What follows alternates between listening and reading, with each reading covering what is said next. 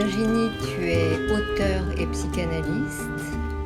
Quand je t'ai évoqué le mot métamorphose, non seulement tu m'as dit que ça te parlait beaucoup, mais aussi tu me l'as décortiqué. Est-ce que tu pourrais le refaire?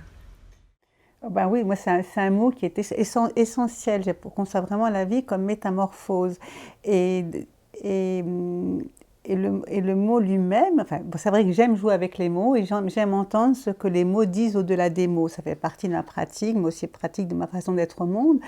Et effectivement, le mot, c'est presque décortiqué pour moi dans le méta, forme, ose. Forme étant l'équivalent de morphe, hein, qu'on trouve dans métamorphose, et qu'en fait, le mé, c'est M-A-I-S, métaforme ose, ou métaforme, ose mettre ta forme. Et je trouve que dans le mot, le mot dit bien, effectivement, cette nécessité de prendre forme, de prendre corps. Mais ça pourrait donc être un objectif de vie, de prendre sa vraie forme à soi, celle qui vous appartient. Oui. Ouais, oui, je pense que c'est vraiment l'objectif parce on a tous tendance, sans le savoir, à vouloir correspondre à des profils, à prendre des uniformes, à essayer de plaire, à essayer de se conformer, alors qu'en fait, il y a aussi cette nécessité intime. C'est là où moi j'aime peut-être la psychanalyse, quand on parle de devenir singulier, hein, d'avoir sa singularité, c'est effectivement, bah oui, c'est l'objectif. Qui suis-je, qui je suis par-delà les apparences, par-delà les conformités, et comment effectivement prendre forme, comment me donner forme, et la forme qui me convient, enfin, qui me ressemble. Alors tu as écrit un livre euh, qui est vraiment extrêmement plaisant parce que il y a de la joie, tu convoques la joie en permanence. Et pourtant le thème n'est pas spécialement facile, il est même plutôt douloureux. Et même le titre, euh, l'enfant qui dérange et qui éclaire. Donc ça peut être les deux à la fois. En général, on dit ça d'un livre, d'un film. Toi, tu dis ça d'un enfant. Voilà.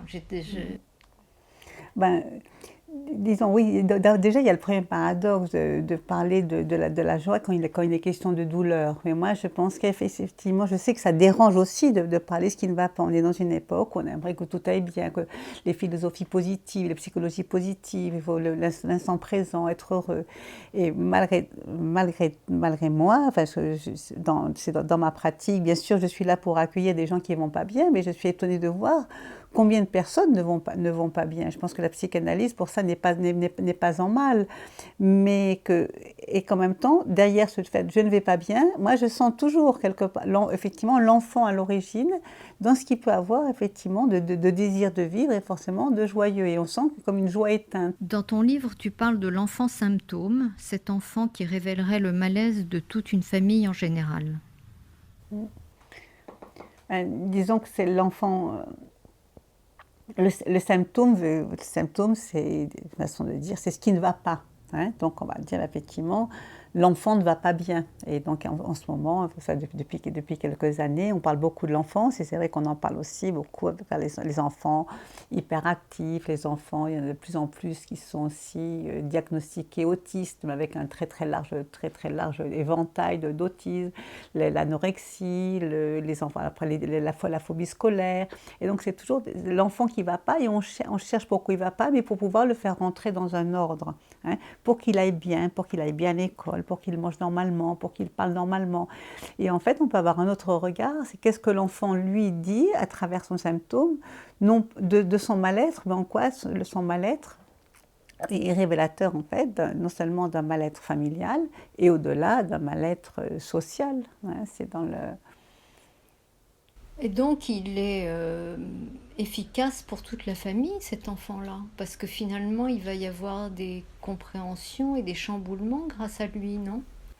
J'aime bien parce que quand tu dis efficace, et je trouve que ça m'amuse beaucoup parce que quand je t'entends dire, je trouve que c'est le mot finalement extrêmement juste, alors qu'en général, c'est un mot que je n'aime pas trop parce que justement, non, mais ce qu'on demande à une thérapie, justement, d'être efficace. Efficace, c'est-à-dire qu'elle réponde exactement à la volonté qu'on en a, enfin le présupposé qu'on en a. Tandis que là, effectivement, si on prend ça, il y a une forme d'efficacité au bien-être familial. Si on change le regard dessus, effectivement, alors ça demande du travail, ça demande de l'énergie, ça demande de la patience, ça demande de l'amour, ça demande beaucoup de courage aussi, du courage au quotidien. Mais au lieu de se dire, il ne va pas, c'est en quoi effectivement sa façon d'être au monde et sa façon d'aller bien pour lui dans une famille qui ne va pas si bien que ça. Et à ce moment-là, ben, au lieu de penser que c'est lui qui ne va pas bien, ben, chacun peut s'interroger en quoi cet enfant me dérange et en quoi ce que je lui reproche, effectivement, est peut-être quelque chose qu'on me reprochait déjà. En quoi ce que je lui reproche est quelque chose que j'ai en moi mais que je n'ose pas avouer. En quoi effectivement son mal-être est vraiment l'expression d'un dysfonctionnement familial. Mais quand je dis dysfonctionnement, ben oui, c'est sûr qu'on demande aux enfants d'être heureux et que peut-être finalement, mettons, les repas ne se passent pas si bien que ça, ou effectivement le couple va mal, mais on le cache ou on le dissimule. Hein, Il est l'expression d'un non-dit en fait. Voilà, il est l'expression d'un non-dit avec ce mot, moi que j'ai toujours aimé depuis toujours, qui a toujours fait sens dans mon histoire, là aussi depuis toute petite, c'est l'indicible. C'est qu'effectivement c'est du non-dit parce que ça ne peut pas être mis en mots. Ça ne peut pas être mis en mots, pourquoi? Parce que ça correspond à des interdits, ça correspond à des peurs, ça correspond à des traumatismes qui ont été enfouis, donc il n'y a pas les mots pour le dire, il n'y a pas l'espace pour le dire. Et c'est pour ça qu'à ce moment-là, il va l'exprimer autrement et qu'on va devoir décrypter le malaise jusqu'à ce qu'on puisse à ce moment-là parler d'autre chose. Hein, Et alors, toi, à titre personnel, parce qu'il me semble qu'on ne fait aucun métier par hasard. Si tu es psychanalyste, c'est peut-être parce que tu avais envie d'accéder à certaines métamorphoses. Est-ce que tu as envie de nous parler de ça? Oui, dans le sens déjà, je peux dire, je suis devenue psychanalyste. J'avais plusieurs parties de vie où j'ai travaillé un peu plutôt dans le cinéma, enfin et si je te dis je suis devenue psychanalyste, c'est en tant que dans ma pratique, et en même temps, d'une certaine façon, je l'étais enfant aussi parce que je percevais certaines choses. Hein, j'avais des sens et une façon de voir tout le monde ce qui n'allait pas. Hein.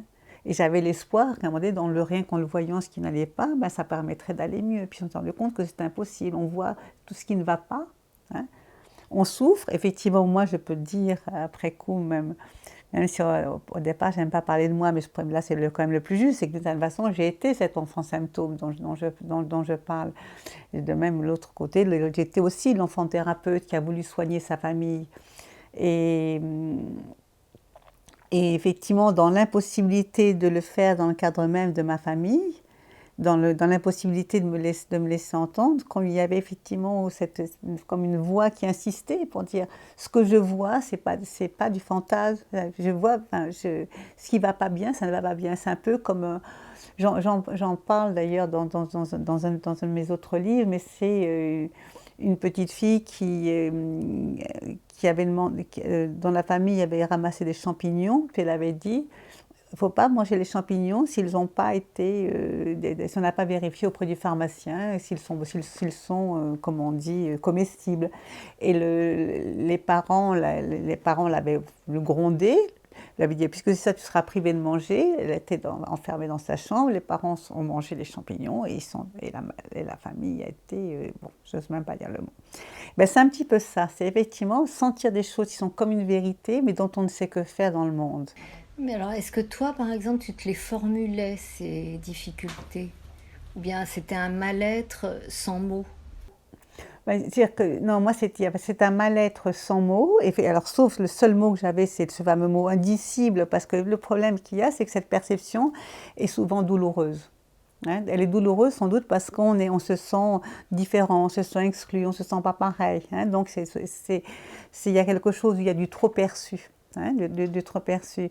Donc j'essayais de mettre le mot. Donc le mot que j'avais, c'était de l'indicible. Hein, mais il n'y avait pas d'espace pour le dire. Hein, mais ça, on le voit, c'est comme des gens qui reviennent de la guerre. Hein, il faut qu'ils aillent bien. Il n'y a pas d'espace pour dire donc il faut rentrer dans l'ordre. Donc on nous demande de rentrer dans l'ordre. Et moi, en tant qu'enfant, je voulais bien rentrer dans l'ordre. Je voulais essayer, je faisais des efforts fous pour rentrer dans l'ordre. J'arrivais à travailler très très bien pour rentrer dans l'ordre. J'arrivais à être une gentille fille pour rentrer dans l'ordre, à bien aider la maison pour rentrer dans l'ordre. Mais il y avait toujours ce mal-être qui persistait et le mal-être allait s'accroissant. Jusqu'au moment où on peut se demander, mais est-ce qu'on est fou de ce qu'on perçoit, parce qu'une majorité ne perçoit pas ça. À ce propos, tu dis que la différence est souvent méprisée et taxée de folie. Et plus loin, je te cite encore, tu écris, « Nous sommes dans une société qui culpabilise tout ce qui ne se coule pas dans le moule ou échappe aux normes de l'efficacité monolithique, mais ne l'est pas pour qui se donne le droit de faire un pas de côté pour inventer sa vie à l'écart de ses besoins et de son à l'écoute de ses besoins et de son désir. » C'est pas très encourageant et pour la liberté. Et enfin, c'est franchement inquiétant. Oui, c'est vrai que cette notion de liberté, moi je dirais, est pourtant tellement précieuse, et c'est peut-être ça, disons que la folie, si on peut penser l'éloge de la folie d'Erasme, c'est effectivement est taxé de folie celui qui fait preuve de liberté. Et la liberté, c'est peut-être avant tout, c'est l'acte de se sauver. Moi j'aime bien le mot sauver, parce que c'est se sauver, c'est rester sauve. On le retrouve dans sauvage, c'est faire acte de santé. Et c'est aussi pour ça que moi j'aime me mettre à l'écoute de ce qui fait difficulté chez les gens, là où ils peuvent se penser effectivement comme fous, parce que, enfin je dis comme fous, parce que c'est quand même vrai que toutes les souffrances humaines sont rapidement de l'ordre de la psychopathologie. C'est un mot, enfin quand on dit bipolaire, c'est de la folie, très vite, ça se dit plus folie. Et alors qu'en fait, que si on va entendre qu'est-ce qu'il dit dans le symptôme, justement en quoi les symptômes, pour reprendre le mot de liberté, en quoi c'est un acte de liberté par impossibilité de se plier à ce qui ne nous convient pas.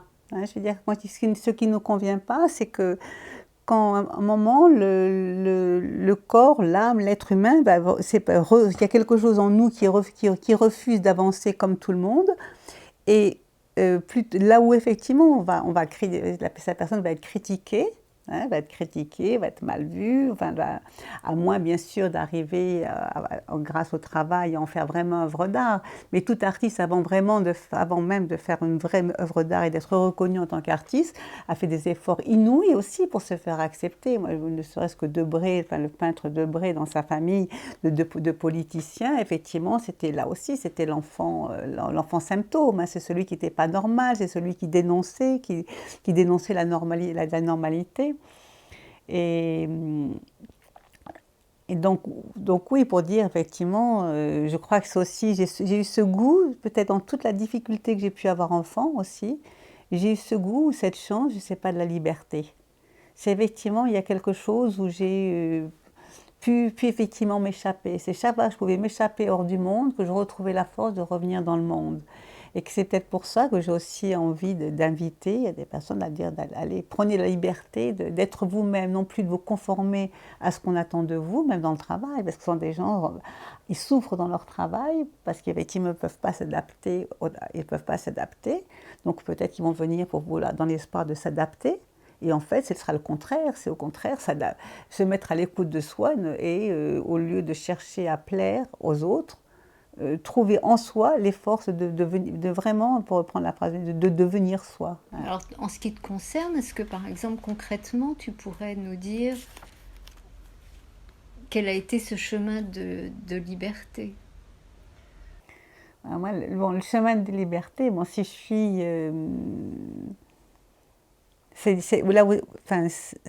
d'une part, c'est vrai qu'il y a quelque chose, ça m'a été comme donné,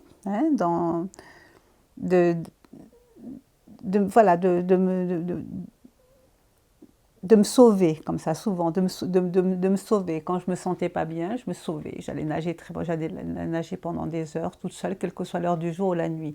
Je le disais à personne, parce qu'effectivement, on aurait pu me dire, mais t'es quoi, elle folle, tu vas nager dans le noir à minuit. Bon, donc mais simplement, je me retrouvais bien. Donc il y avait quelque chose de physique qui m'a sauvée. Et puis, bon, donc ça, je l'avais, mais en soi-même, c'est pas suffisant, parce qu'effectivement, on peut pas...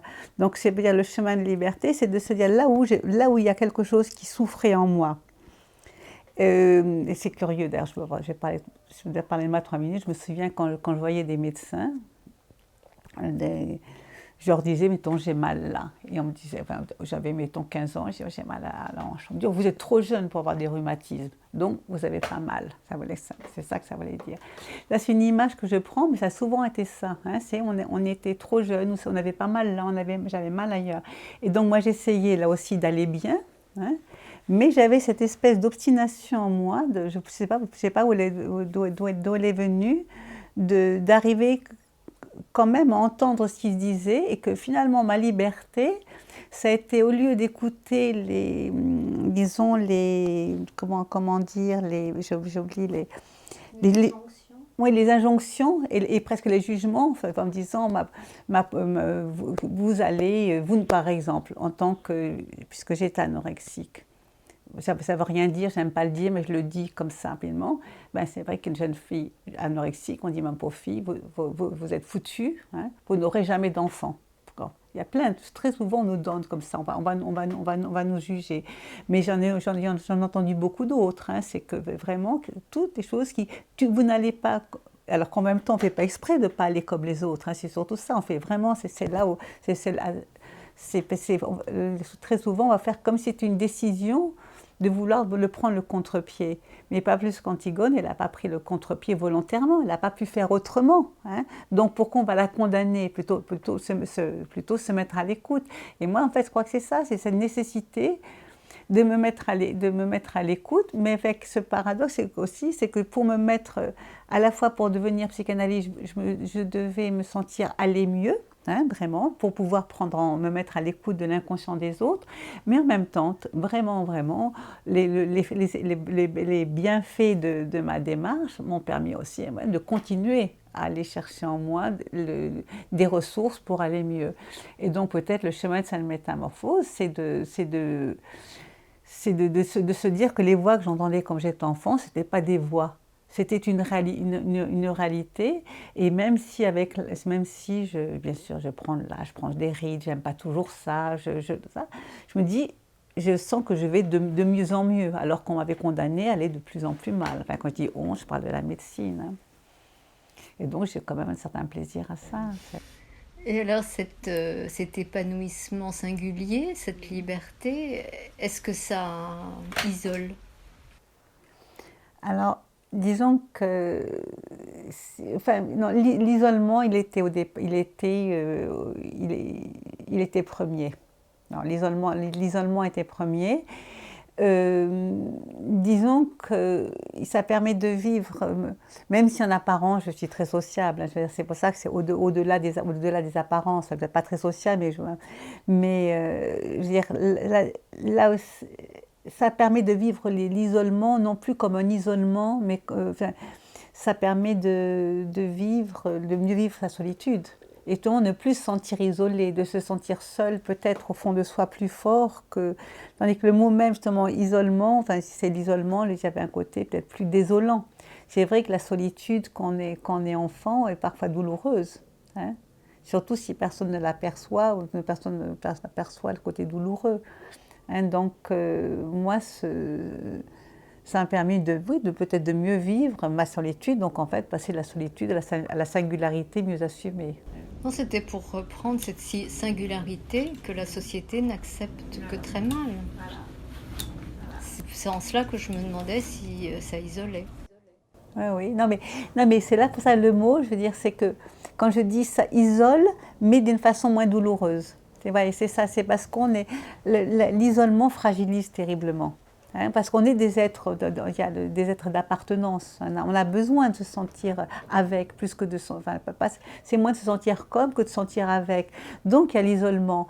Après, disons que ça confirme la différence, mais de façon moins douloureuse, on va dire. Je ne sais pas si tu vois la nuance, hein. C'est le côté, le mot même, isolement. Voilà. Oui, c'est l'isolement, mais d'une certaine façon, en plus, d'une certaine façon, on se sent moins seul aussi, parce qu'on rencontre, enfin, je rencontre, c'est le on, c'est d'autres seuls.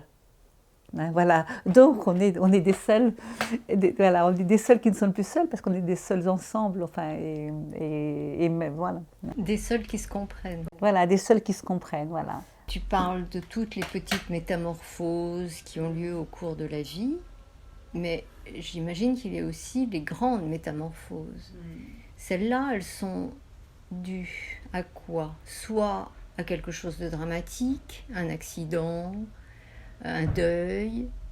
Est-ce que par exemple l'amour peut être l'occasion d'une grande métamorphose? Ouais, on peut, voilà, si en cas de, quand il n'y a pas de problème, on peut dire l'amour, c'est ce qui a présidé au désir, et une fois la naissance, il y a l'amour toujours, donc c'est ce qui va permettre cette métamorphose première, qui fait que de cet être aquatique que nous étions dans le ventre, on va devenir effectivement la première. Mais là où la difficulté de la métamorphose, moi je pense, me dire dans le meilleur des cas, l'amour c'est la vie. La vie c'est l'amour. Hein, il y a ici, mais dans le meilleur des cas, c'est l'amour a été mis à mal. Hein, donc on pourrait dire que la difficulté à vivre, c'est là où il y a du manque d'amour, hein, ou de la difficulté à l'exprimer. C'est pas. Et alors après, on peut dire l'amour. Pour répondre à ta question, c'est que je rencontre quelqu'un. Hein, effectivement, sentiment amoureux, bien sûr, ça va accélérer, ça va déclencher une métamorphose. Après, peut-être la difficulté, c'est comment faire en sorte que ce soit aussi réellement réparateur. Parce qu'il y a des personnes, il y a l'amour et l'amour. Hein, et je pense que oui, l'amour, c'est ce qui... Bon, c'est ce qui autorise la métamorphose. Mais on voit des personnes aussi qui ont des successions d'histoires d'amour merveilleuses, mais avec des ruptures et une répétition. Donc on peut dire l'amour, oui, mais avec cette difficulté, c'est que quand on ne s'est pas senti aimé, donc ça, c'est comment faire en sorte pour que l'amour que l'on reçoit soit vraiment l'amour qui nous permette de vraiment s'aimer soi-même et pas simplement d'attendre de l'autre d'être aimé, parce que sinon ça arrive un peu la répétition de l'histoire, c'est qu'on attendait de l'amour de quelqu'un, notre mère, qui n'a pas pu nous donner. Non pas que c'était forcément une mauvaise mère, mais quelque part où elle n'a pas su donner à cet enfant-là. Hein. Donc le risque, c'est de répéter toujours la même histoire. C'est rencontrer une personne qui va nous donner l'amour, mais cette personne-là même ne pourra pas nous donner l'amour dont on a besoin. Hein. Je ne sais pas si c'est...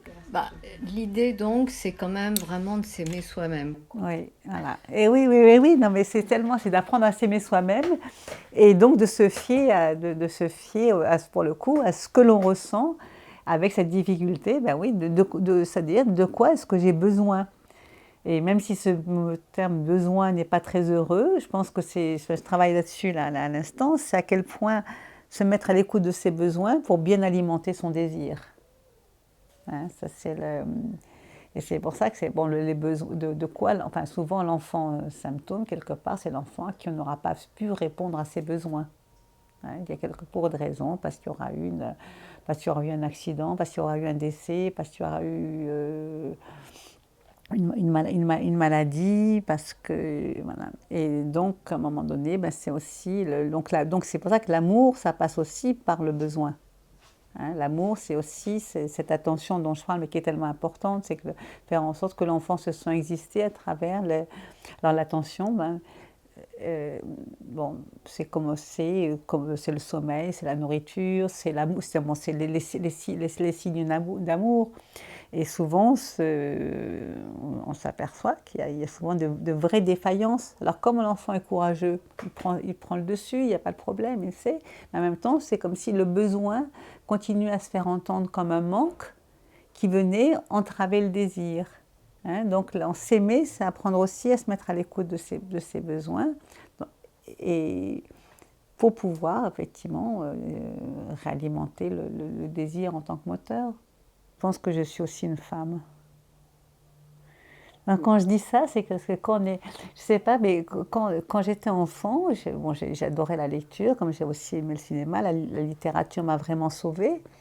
Mais c'est quand même vrai que c'était la plupart des livres d'hommes. Bon, il y avait ici Rosamond Lehmann, il y avait, je me souviens, enfin, Colette, il y en a quelques-uns, mais de la bibliothèque, soit de mes parents, de mes oncles, de la pension, c'était que des livres d'hommes. Donc j'allais quand même découvrir le monde des hommes. Et je lisais ce que les hommes pensaient des femmes. Je me retrouvais rarement dans le... Et donc là, je dis, j'avais envie de faire aussi entendre, une espèce d'entêtement à faire entendre quelque chose et donc résister peut-être à certains discours, voilà, masculins, et quitte justement, et là c'est intéressant, à avoir du mal à donner forme à un discours. Parce qu'à un moment donné, je m'amusais à dire que le féminin, c'est ce qui n'est pas compris dans le langage. C'est qu'il y a tout un langage, et moi je sais que quand j'étais petite, on me disait oh, ce que tu es mignonne, c'est amusant ce que tu dis, enfin voilà. Mais j'avais du mal à faire entendre quelque chose. Puis après on a dit c'est ce qui se conçoit bien, voilà, oui, ce qui se conçoit bien s'énonce clairement et les mots pour le dire vous viennent aisément. Alors moi j'ai essayé de le faire. Puis après un jour, je dis, ben non, pas du tout, ça n'a pas besoin, non, non, non, non. Ça ne se conçoit peut-être pas encore bien, mais ça va se concevoir. Et c'est là, pour prendre forme, il y a cette espèce oser bégayer, oser adonner, oser, voilà. Oser ses failles, en fait. Voilà, oser ses failles, oui. Oui, tout à fait, voilà, c'est vraiment, c'est ça, oser ses failles, parce que c'est aussi oser ce qui est dénoncé comme faille. Mais oser ses failles, en plus, ça peut être merveilleux quand on entend Deleuze qui dit ce qu'on aime chez l'autre, c'est son point de démence. Bien sûr, son point de fantaisie, sa fantaisie, justement, on dit, je crois aussi. Hein, il dit aussi la fantaisie, sa grain de fantaisie, son truc comme ça, et oui. Mais c'est là où, pour moi, c'est quand même de l'ordre, non pas de la femme, mais du féminin. Et en ce sens-là, Deleuze est très féminin. Hein, il a vraiment, vraiment pas ce discours établi. Et là, c'est intéressant d'en parler là-dessus, parce que cette difficulté prend une forme qui n'est pas préétablie pour l'extérieur. Bon, Virginie, merci. Ben, écoute, merci vraiment.